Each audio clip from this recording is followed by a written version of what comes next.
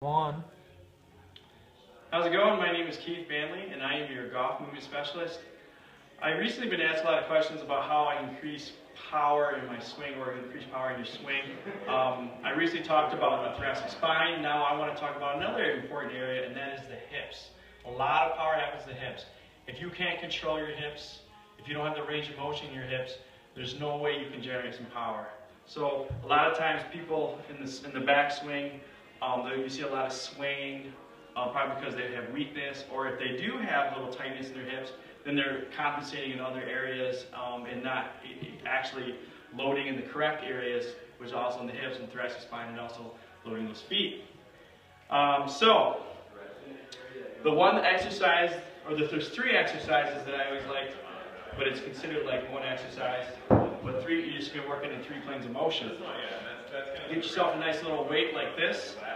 The first motion we're going to work on is the sagittal plane, which would be the flexion of the hips. And what you do is you're going to stand on your right leg, take the ball in the opposite hand, and you're just going to reach out, tap the toe, come right back, just like that. And as I do that, keeping your back straight, I'm feeling that load right there. Then, after you do that about 10-15 times, follow it up with a little bit of stability. Can you control that motion? That's what you're trying to do. I just gained it. Now can I control it without touching the ground? You're going to go about 1 inch off the ground, just like that. Do it on both sides, okay? Second one, you're going to come across. Working on that lateral of the hip, or the frontal plane as we call it. You're going to reach across, take the weight in the opposite direction, come right back. Same thing applies. Work on that motion. Make sure you tap that toe. Then follow it up a little bit of stability. Just like that. Make sure you do it on both sides. Third one, rotation. Come back and swing. Can I rotate on that hip? Okay, very important motion.